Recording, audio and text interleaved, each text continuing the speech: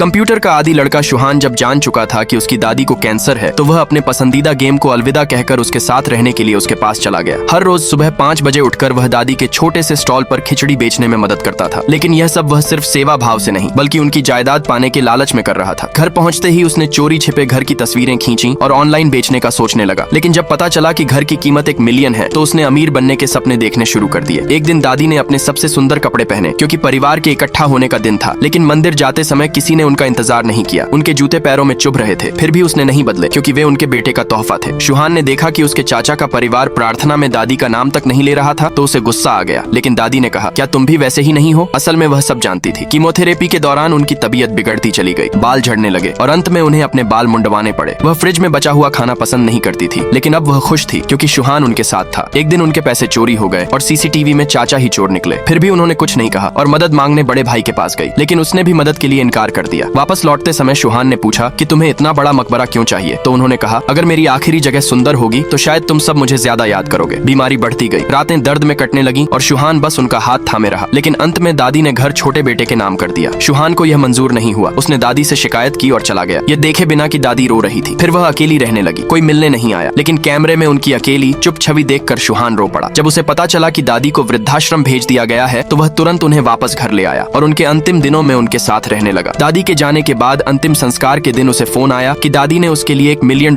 छोड़े हैं, वही रकम जो वह बचाती रहती थी, क्योंकि बचपन में शुहान ने उनसे वादा किया था कि बड़ा होकर वह 1 मिलियन का घर खरीद कर देगा। शुहान ने उसी पैसे से दादी के लिए सबसे सुंदर विश्राम स्थल बनवाया, क्योंकि उसके दिल में उसकी दादी ही हमेशा सर्वोपरि थी।